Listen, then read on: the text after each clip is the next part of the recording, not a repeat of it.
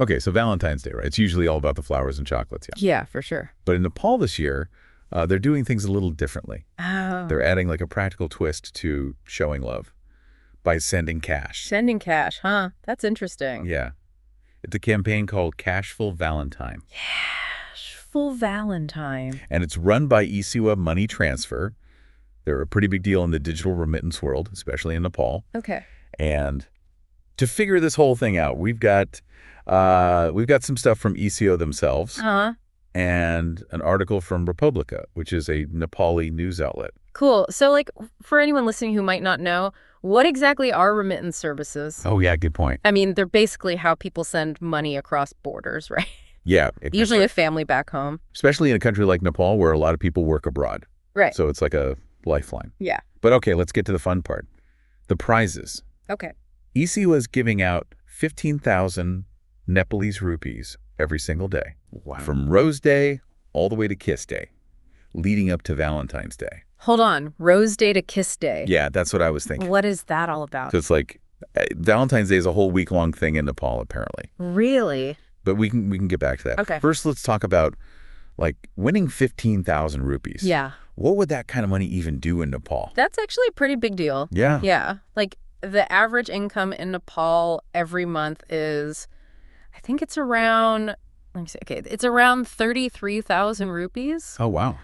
Okay. So winning 15,000 rupees, that could like easily cover groceries for a whole family for a month. Wow. Or even help pay school fees or something. Yeah. It's definitely a pretty significant amount of money. That's a big boost. Yeah. And on Valentine's Day itself, the grand prize is double that. Whoa, hold on.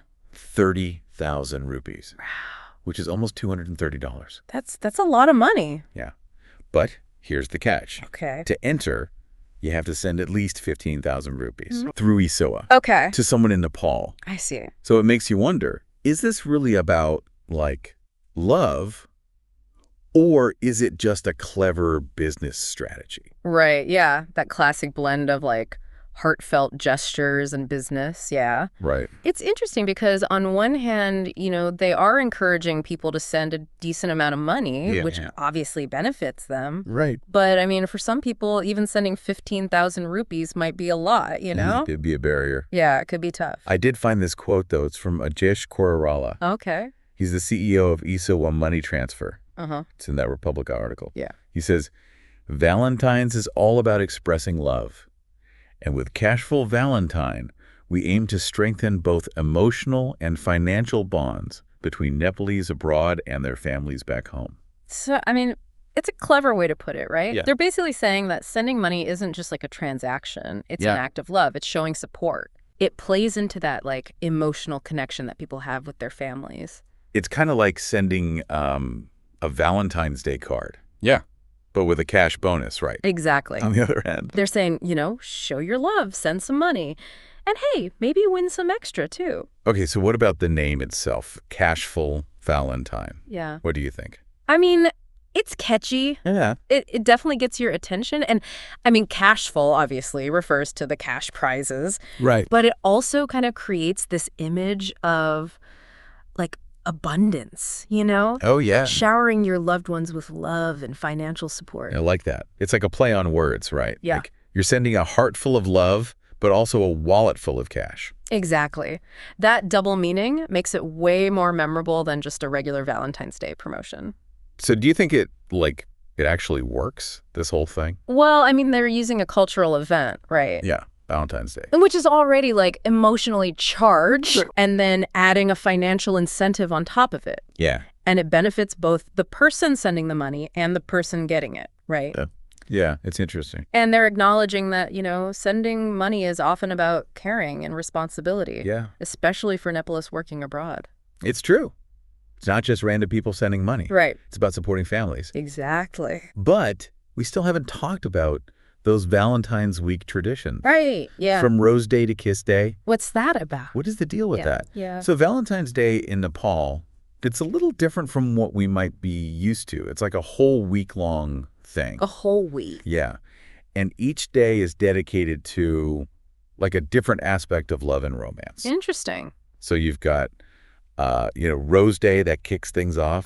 Then you've got Propose Day. Oh, wow. Chocolate Day, Teddy Day, you name it. So Esewa is like integrating their campaign into this whole week-long tradition. It's not just Valentine's Day, it's Valentine's Week. Smart. And they're part of it. Yeah. Yeah. It's a really smart move because they're tapping into that excitement, Yeah. Like the anticipation that builds throughout the whole week. It's like a countdown to the main event. Yeah. And each day you have a chance to, to win something. I see. Celebrate. That makes sense. That makes a lot more sense. Yeah. Okay. But there's still like so much to unpack here. Right. We've talked about the emotions, the financial side of things. Yeah. But what about the culture? Oh, okay. Like, what does Valentine's Day actually mean in Nepal? That's a great question, and that's exactly what we're going to dive into next. So stay tuned, because things are about to get really interesting. All right, so we're back. And last time, we were just starting to get into the cultural side of Valentine's Day in Nepal. Yeah. It's not just a single day. Right. Like a whole week-long celebration. Yeah, it's a whole week, and it's become a pretty big deal over there. Yeah. Especially with younger generations. It's kind of seen as like a modern way to celebrate love and affection. And not just for, romantic partners, but friends and family too. So it's more than just a Hallmark holiday over there. Yeah, exactly. It's interesting how Esewa is tapping into that with Cashfull Valentine. But I'm kind of curious about the practical side of this whole thing. I mean, we're talking about sending money digitally, right? Right. What does that even look like for people in Nepal? So that's where these digital wallets come in. Oh, okay. So Esewa is basically encouraging people to send money straight to these wallets. Okay. It kind of bypasses the whole traditional banking system. So no more waiting in line at the bank. Exactly, yeah. For people in, rural areas or people who don't really have access to banks, this is a game changer. Yeah. They can get money instantly. They can store it securely. They can even use it to pay for goods and services just using their phones. Okay, that makes sense. Yeah. But I gotta admit, I'm not really that tech savvy. So how do these digital wallets even work? Yeah. Is it like a virtual bank account on your phone? Pretty much, yeah. Right. Just imagine like a digital version of your actual wallet, right? You can put money in it, you can transfer money, you can pay bills, buy stuff online. It's all right there in a mobile app. So is this a big thing in Nepal? Oh, yeah. Are people actually using these digital wallets? Yeah, it's definitely getting more and more popular. Nepal's actually been leading the way in mobile money adoption. Oh, wow. In South Asia. Okay. And part of that's just out of necessity, right? Because traditional banks, their infrastructure is limited, Right, yeah, especially in rural areas. Exactly, yeah. So mobile money has kind of filled that gap. Okay. It's a lot more accessible, a lot more convenient. So Esewa isn't just promoting a service. They're kind of pushing for greater financial inclusion almost. Absolutely. Yeah. They're making it easier for everyone to participate in the formal economy. Yeah. Even if they don't have a bank account. Right. And that can have a huge impact, not just for individuals and families, but for the whole economy. Yeah. I hadn't thought about it like that. Yeah. It's almost like a social impact campaign disguised as a Valentine's Day promotion. Right. It's pretty clever. Yeah. They're aligning their business goals with, with a social good. Wow. Creates a win-win situation. It makes you wonder, how this digital remittance, this whole thing is happening in other parts of the world. Yeah. Is this a global trend? Oh, totally. Yeah. This is a global thing. Right. Mobile money, digital remittances, it's transforming, the whole financial landscape, especially in developing countries, where traditional banking is limited. So Esewa isn't just playing in the Nepal market. They're part of something much bigger. Exactly, yeah. They're at the forefront of this financial revolution. Wow. It's changing how people send and receive money all over the world, and the implications are huge. It's crazy to think that a Valentine's Day promotion could be a window into the future of finance. Yeah.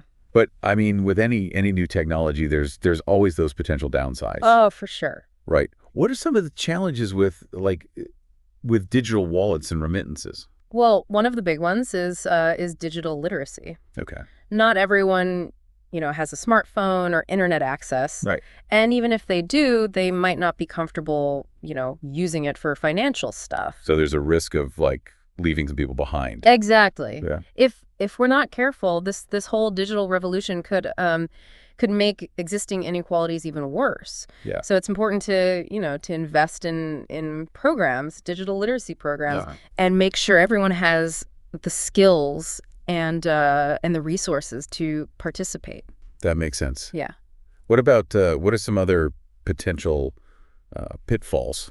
Well, security is a big one. Yeah. Anytime you're dealing with digital transactions, there's always that risk of, hacking, fraud. Yeah. Companies like Esewa, and they have a responsibility to implement really strong security measures and educate users about how to protect themselves. It's a big responsibility. I mean, this is people's, hard-earned money we're talking about. Right. Are there ways to regulate these services to make sure they're operating ethically and responsibly? Totally, yeah. Governments and regulatory bodies, they have a really important role in all of this. Yeah. They need to set clear guidelines. They need to enforce compliance.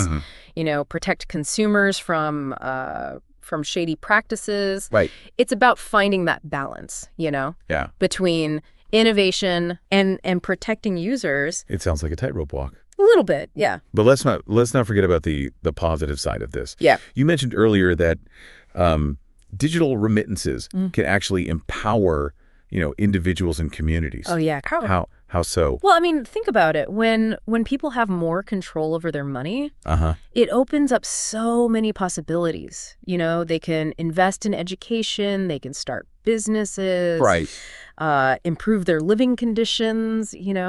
It can break the cycle of poverty. Yeah. Create a more equitable society. That's a powerful vision. Yeah. So Esewa's Cashfull Valentine, this whole campaign, it's more than just a marketing ploy. Right. It's a glimpse into a future where technology can actually be a force for good. Exactly. It's about using, the power of technology to solve real world problems and create a more inclusive, more prosperous world. So we've talked about a lot, right? The emotions behind remittances, the tech behind digital wallets, even how Valentine's Day is different in Nepal. Yeah, it's fascinating how much we've uncovered just from looking at this one campaign, Cashfull Valentine. Yeah, it really shows you how everything is connected. We started with a simple promotion. Right. And now we're talking about the future of finance. Yeah. And positive social impact and everything. It's really interesting how that happens. It's like we zoomed out from a single pixel and now we're seeing the whole picture. So in this big picture, what does Esewa's approach tell us, but where things are going? Are we all going to be sending virtual Valentine's Day cash gifts in the future? Well, I don't know about specific holidays, but what Esewa is doing definitely reflects a much bigger trend. Yeah. We're seeing the lines between industries are blurring, financial services are merging with technology and marketing. It's becoming less about selling and more about storytelling and creating experiences, It's that whole purpose-driven business thing. Yeah, exactly. It's not enough for companies to just offer a product anymore. Right. They need to show what they stand for. Yeah. What values they represent. Exactly. And customers are demanding that, especially younger generations. Right. They want to support businesses that align with their values, whether it's, sustainability, social responsibility, or even just a sense of community. Yeah. So Esewa was tapping into family connection, that kind of thing. Right.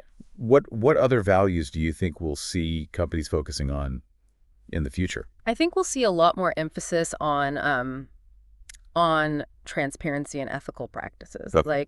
Consumers want to know where their money's going, how it's being used, what kind of impact it's having. They're also becoming way more aware of things like data privacy and security.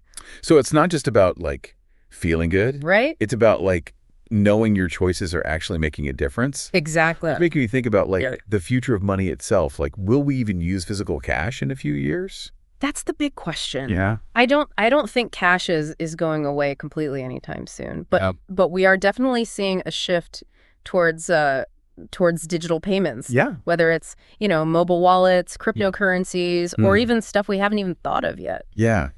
It's kind of exciting and scary at the same time, right? It is, yeah.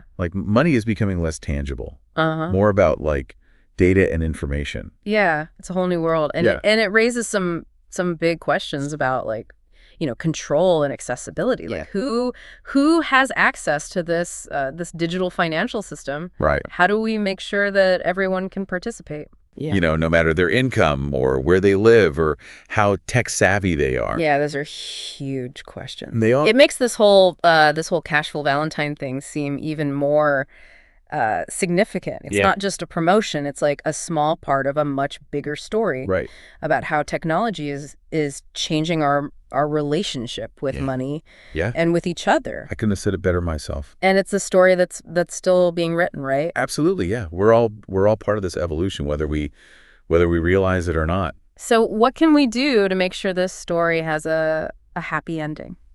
Well, I think the most important thing is to stay informed, stay engaged, and keep asking questions. Yeah. The future of money is being shaped right now.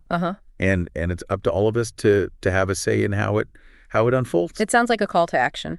It is. So as we wrap up this deep dive into Cashful Valentine, what's the one big takeaway you want our listeners to walk away with? I think the key takeaway is that the future of money is about more than just technology or profits. Yeah. It's about values. It's about connection. Yeah. It's about using these tools to create a better world, Yeah. And that's something worth thinking about, whether you're, sending a remittance to Nepal or just buying a cup of coffee with your phone. Well said.